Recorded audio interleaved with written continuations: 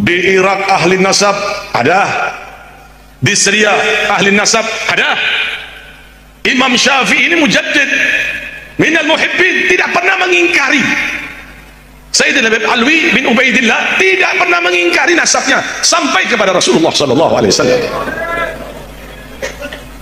Imam Abi Hanifah, Imam Ahmad ibn Hanbal, Imam Malik, para ulama-ulama terkemuka tidak ada yang ingkar kalau Habib Alwi bin Ubaidillah itu Ibn Ahmad Muhajir ilallah itu memang benar sampai kepada Rasulullah sallallahu alaihi wasallam, kecuali di Indonesia.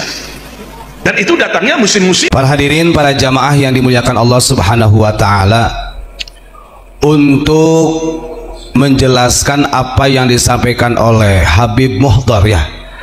Saya barusan tanya sama Gus Ilyas, siapa sih Habib Muhdar itu? Ternyata dia adalah putranya Habib Soleh Tanggul yang mengatakan bahwa madzhabul arba'ah atau 4 imam madhab mengakui Alawi bin Ubaidillah. Saya nyatakan itu bohong. Itu namanya penyimpangan sejarah. Kalau kita lihat dalam catatan Ba'alawi, Alawi bin Ubaidillah ini dia wafat tahun 410 Hijriah. Kita ambil imam 4 mazhab, yang paling muda adalah Imam Ahmad bin Hambal. Imam Ahmad bin Hambal saja beliau wafat tahun 240 Hijriah. Artinya bedanya sudah 200 tahun yang lalu. Apalagi dengan Imam Syafi'i, apalagi dengan Imam Maliki, apalagi dengan Imam Hanafi yang lebih tua. Artinya sangat tidak rasional. Itu adalah dalil yang memaksakan. Ingat-ingat, itu dalil yang memaksakan, karena sampai dini hari Habib-Habib ini masih ingin dihormati sebagai dzurriyyah Rasul. Itu catatan.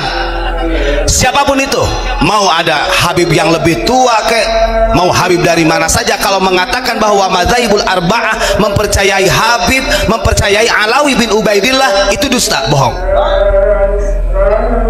Jangan sampai di dalam kitab Al-Um ini secara tekstualnya A disampaikan Z kepada umat. Ini kita punya kitab Al-Um. Kalau kita bongkar sejarahnya ketika syiarnya Imam Syafi'i ketika di Yaman, malu orang Yaman. Nanti saya bacakan. Kalau 4 madhab ini mencintai ahlul bait Nabi, dzurriyyah Nabi, bahkan mewajibkan kepada seluruh umat muslim untuk memuliakan, mencintai ahlul bait Nabi, itu betul. Tapi bukan Alawi bin Ubaidillah, bukan Habib. Ini yang keliru. Tidak ada satupun dari madzhabul arba'ah ini yang menafikan ahlul bait Nabi. Tidak ada Imam Maliki, Imam Hanafi, Imam Syafi'i, Imam Hambali menafikan daripada ahlul baitnya Nabi. Tapi yang bermasalah ini justru adalah para habaib yang dzurriyyahnya, katanya dzurriyyah Rasul melalui Alawi bin Ubaidillah yang sekarang lagi rame polemik nasabnya. Kan begitu. Ini jangan sampai menjadi doktrin. Ini perlu disampaikan ya. Nanti saya bacakan nih rentetannya, karena beberapa kitab termasuk di dalam kitab I'anatut Thalibin ya juga menukil fatwa Imam Syafi'i betapa wajibnya umat muslim mencintai ahlul baitnya Nabi. Tapi bukan Habib, bukan dzurriyyahnya Alawi bin Ubaidillah, bukan. Oh, sampai dini hari aja Ubaidillah ini kok belum terverifikasi sejarahnya. Yang katanya Ubaid kemudian Abdullah ditasgir jadi Ubaidillah, sembah lah. Kita nggak tahu itu. Kan begitu. Nih, sejarah akan membongkar bagaimana Imam Syafi'i ketika beliau rihlah berada di daerah Najran. Waktu itu Najran menjadi pusat pemerintahan gubernur yang ada di negara Yaman pada waktu itu. Ini saya bacakan, karena memang karakter Yaman memang begitu, Pak. Di sini dijelaskan begini: wa tawalla Najran wa waliyul Yaman yusani'u ahlaha alladzina la yajiduna 'inda Syafi'i al-musana'ah wal mudarah.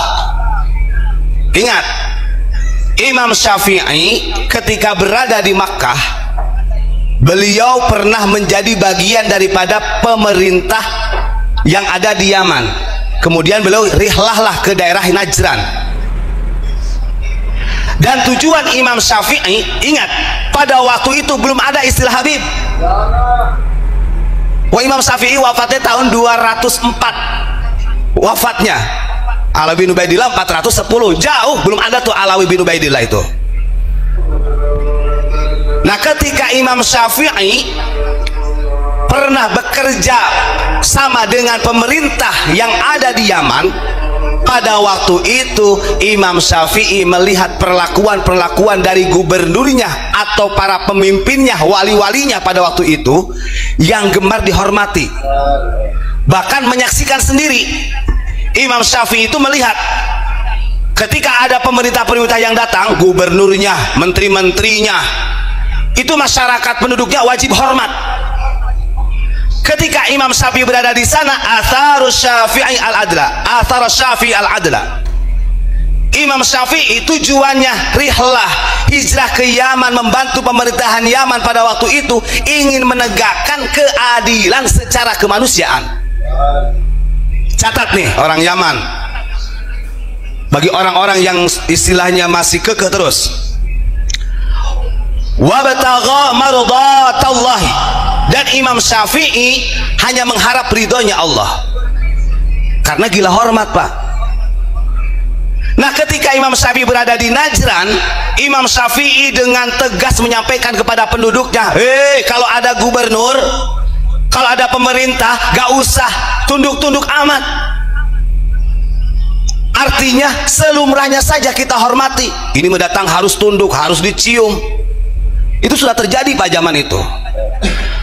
Nah, karena melihat Imam Syafi'i menyampaikan seperti itu, yang tujuannya di sini ada kesetaraan secara manusia, jangan sampai dijadikan seperti raja-raja. Akhirnya gubernur ini merasa ditampar dadanya dengan keberadaan Imam Syafi'i. Apa yang terjadi? Karena Imam Syafi'i menegakkan keadilan di Najran, di Yaman, yang pada waktu itu para pemerintahannya, wali-walinya, wali maksud di situ pemerintah, gubernurnya selalu ingin dihargai, dihormati berlebihan oleh warga masyarakatnya. Akhirnya karena Imam Syafi'i membantah, mengkritik mereka gubernur Yaman, para pemerintah Yaman, akhirnya Imam Syafi'i dimasukkan ke 9 ulama yang didaftarkan oleh gubernur Yaman sebagai pemberontak. Bayangkan, dari dulu begitu. Imam Syafi'i ini dimasukkan daftar 9 ulama pada waktu itu yang memberontak kepada gubernur Yaman. Dan tidak hanya seperti itu saja. Ingat, setelah Imam Syafi'i dicurigai, ini yang katanya Habib Muhdar Imam Syafi'i mempercayai Ubaidillah, ya, ini bertolak belakang dengan sejarah Yaman. Terus kemudian setelah berada di Yaman, Imam Syafi'i dimasukkan ke 9 ulama, daftaran 9 ulama pemberontak, kata mereka gubernur pemerintah Yaman yang ada di Najran. Dan setelah itu 9 ulama termasuk Imam Syafi'i, beliau mau dilemparkan ke Baghdad dengan jalan kaki, Pak. Bayangkan, mau dipulangkan ke Baghdad, maksud dihadapkan kepada Raja Harun ar-Rasyid pada waktu itu dalam keadaan dibelenggu, dirantai. Nah, ini yang pernah saya ceritakan. Bayangkan, dari Najran sampai Baghdad 9 ulama termasuk Imam Syafi'i, beliau dirantai, diikat, dibelenggu, tangannya seperti ini, dan digiring sama pemerintahnya orang Yaman sambil bawa pedang, ditakut-takuti dengan pedang, Pak. Artinya dari 9 ulama itu kalau sampai melawan, mati di tempat, karena dianggap pemberontak pada waktu itu oleh gubernur Yaman. Tujuannya ingin melaporkan kepada Raja Harun ar-Rasyid yang ada di Baghdad, supaya, dan gubernur itu gak sukan-sukan, Pak, pemerintah Yaman pada waktu itu. Artinya mengusulkan kepada Raja Harun ar-Rasyid untuk menghukum mati, mengeksekusi supaya hukum mati kepada Imam Syafi'i. 9 orang loh. Bayangkan, sekarang mereka yang terahnya Yaman ingin diakui Imam Syafi'i saja diperlakukan demikian kok. Buka sejarah, ya, buka sejarah. Akhirnya Imam Syafi'i ini jalan kaki, belum dipecuti mah, Bayangkan orang di belenggu, belenggu itu seperti ini nih. Kalau pengen tahu, jadi si tangan ini berada di leher, seperti ini nih, dan ini di rantai. Itu jalan kaki dari Najran ke Baghdad, dihadapkan kepada Harun ar-Rasyid. Setelah sampai 9 ulama tersebut yang dianggap pemberontak oleh gubernur Yaman Najran pada waktu itu, ini karakter nih ya, karakter itu. Akhirnya disampaikan bahwa termasuk Syafi'i ini adalah pemberontak, penjilat, ingin menghancurkan pemerintahan ya Yaman. Padahal kita tahu di sini athara Syafi'i al-adla wa batagha mardatallah. Ini tujuan Imam Syafi'i. Imam Syafi'i berada di Yaman, di Najd, ingin menegakkan keadilan, mengharap ridho Allah. Artinya tidak ada perbudakan itu. Berarti zaman dulu, zaman Imam Syafi'i terjadi juga apa perbudakan. Kan begitu. Ini mau dihapus lagi oleh Imam Syafi'i, justru malah disebut pemberontak. Setelah Imam Syafi'i sampai di Baghdad, dihadapkan kepada Raja Harun ar-Rasyid, ditanya bla-bla, karena Imam Syafi'i ini adalah ahli ilmu. Beliau menyampaikan yang sebenarnya begini, Amirul Mukminin, kalau Anda tahu keadaan yang di Najran ini tidak bisa memanusiakan manusia. Yang seharusnya etikanya penduduk hormat kepada pemerintah sewajarnya, bukan seperti itu.